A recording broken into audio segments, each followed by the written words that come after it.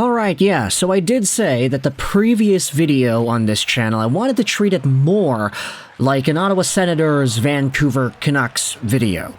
This one is a lot more just Vancouver Canucks, and I will say that the Canucks are playing off against the Carolina Hurricanes later tonight, and this is going to be a test.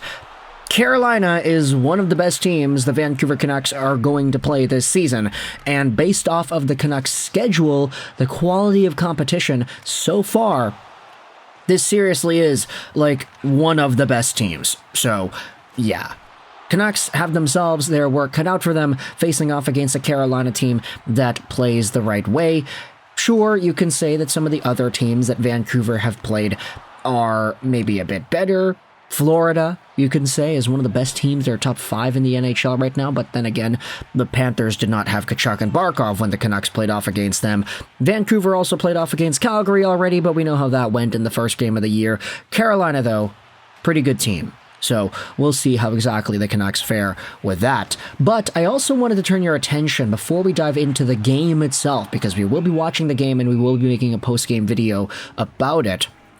Let's head over to an article published on The Athletic by Thomas Drance from 3 days ago, Vancouver Canucks Notebook, the Elias Pettersson noise, and seeking a top 4 upgrade.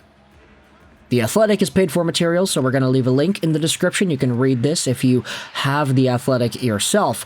But to help us out with this conversation, we're going over onto an article on CanucksDaily.com because Cooper Godine goes out there and writes about what Drance writes about. Yeah, try saying that 10 times fast. Cooper Godine gives us the scoop. Thomas Drance says the Canucks are reportedly looking for an upgrade for their top 4. And there could be one on its way. Take a look at how this article goes out there and writes about. This one's not behind the paywall, by the way. An insider says that the Vancouver Canucks are reportedly looking for an upgrade for their top 4 D group. The Canucks have played quite well in their last 3 games and currently sit 5th in the Pacific Division with a record of 3-1-2 through their first 6 games. So this was actually written before the crazy Pittsburgh game. While Patrik ALLVIN'S in front office may be content with their roster for the time being, that doesn't mean he isn't at least looking for opportunities to upgrade at certain positions before the trade deadline. In a recent article, Canucks reporter Thomas Drance mentions that the team could look for an upgrade to their top 4 D-men, but it won't be easy. Here's what Drance had to say. Erik Brannstrom's emergence, however, doesn't mean that the club isn't intent on turning over every rock in search of additional defensive help, while a potential top 4 upgrade is the Canucks' primary target down the line. Drance later went on to add, and make no mistake, the Canucks brass have absolutely identified the top 4 as an area to target for external improvement on the trade market over the balance of the season. Now, this is not necessarily surprising, and I don't really think any Canucks fan who's watching this video is gonna look at this update and be like, oh wow, that's crazy, I didn't know that, thanks for the update, because it's kind of obvious, right? Canucks have great goaltending, Kevin Lankinen has been a stud, Thatcher Demko is supposed to be a stud, Canucks have a really strong forward core, it's deep, they've got a lot of extended pressure throughout the system, and they have a lot of good scoring touch throughout their 4 lines. It's just really the defense that needs some work. In particular, that second pairing. Carson Soucy and Tyler Myers have been rough this season, and when you think about the other pairings, okay, first pair, Hughes Hronek has been relatively okay. Third pairing, Erik Brannstrom has bred new life into this role, as we had spoken about in the video a few hours ago. So it's really just that second pairing. The minutes they play, they're pretty significant, so there obviously is a need for the Canucks to improve there, just kind of have a little bit more stability and reliability. There was a stat going around saying that they were on the ice for, I think, 6 or 7 straight Vancouver Canucks goals against, which is kind of ridiculous when you think about it. Like, other teams are finding ways to capitalize offensively against Vancouver, whilst Myers and Soucy are the pairing on the ice. Like, that doesn't sound good at all. So realistically, top 4 help, I could understand that, whether it's a left-handed guy to maybe give Carson Soucy a little bit more of a breather and maybe move Erik Brannstrom to a right-handed, or not a right-handed, a right-sided left-handed guy. Who knows? Or if the Canucks are looking for just a regular right-handed defenseman to replace Tyler Myers' minutes, or be able to demote Myers to a third pairing role whilst having some other guys step into the right side on the top four. That remains to be seen. I would say that maybe the most likely situation is that right-handed guy, because everybody's sort of been talking about, hey, there are some guys in Calgary. Would they want to do that? Would they want to trade away a player like Rasmus Andersson, for example? Because they're doing really well, and I don't think Calgary would be in a spot to want to shell out some of their good assets while they are winning. There are some other guys that you could say rotate around the NHL and the trade conversations once in a while, so maybe a right-handed defenseman is a target here, but I would say if the Canucks are going to be interested in somebody, that person has to be probably better than Tyler Myers, right?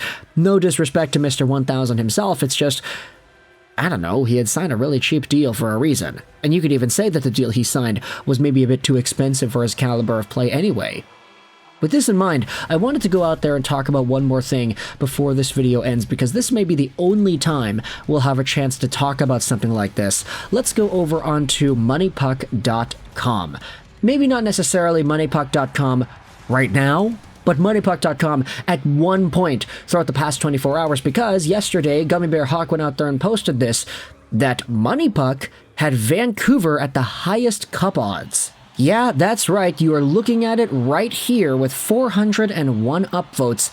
The Vancouver Canucks were in that spot. They had themselves a 10.6% chance of winning the Stanley Cup, which was a 0.1% chance higher than that of the Carolina Hurricanes, who, at the time of the graphics posting, were second place. Vancouver had a 94% chance of making the playoffs, a 59.6% chance of making the second round, a 35.6% chance of making the third round, a 19.7% chance of making the finals, and a 10.6% chance of winning the whole gosh darn thing. Now, I just wanted to say this right here. A 35.6% chance of making the third round is just roughly 1 in 3. If that were a casino game, that would be crazy good odds. Imagine going out there and saying, hey, we've got a 1 in 3 chance of getting our dream home. We've got a 1 in 3 chance of getting $1 million prize. Not even 1 in 3, just above 1 in 3. 1 in 3 is 33.33%. Vancouver has a 35.6% chance of making the third round. That's ridiculous. And I know what you might be thinking. If you're new here, you might be wondering where exactly MoneyPuck comes up with these numbers. Well, MoneyPuck uses a lot of things to determine their playoff eligibility and their playoff likelihoods, mostly the advanced analytics of games that were played recently. There's a lot more of a stock placed into the recent games compared to the games at the beginning of the year, because you could really only build off of momentum when it comes to the sport of hockey. So all the things like expected chances, expected goals for, expected goals against, and how the team relatively plays on the ice comparative to their competition. So Vancouver has been playing so well that they're projecting as well into the playoffs as MoneyPuck is giving them in this assessment here. So not really the most crazy topic out there, especially when you consider this is going to change by tomorrow, but I did want to go out there and give a shout to Vancouver for being in this spot, having a #1 record in the NHL when it comes to gameplay in particular, and how it stacks up against the rest of the league. It's literally the best, and the Canucks have themselves the top chance at winning the Cup at the moment because of it. Whether or not that lasts, who really knows, but I want you to let me know your thoughts in the comment section below. Firstly, about Thomas Drance and his trade update for the Vancouver Canucks. Also, what are your thoughts on the team and their performance the past few games? I mean, that Pittsburgh game really put them back on the map. #1 cup odds in the National Hockey League, right? Now, they're playing off against the team that has #2 odds in Carolina, so we'll see where exactly the Vancouver Canucks go with tonight's game. We'll, of course, make a post-game video when that is all said and done, but for now, let me know your thoughts in the comment section below. I hope you enjoyed this video. And bye.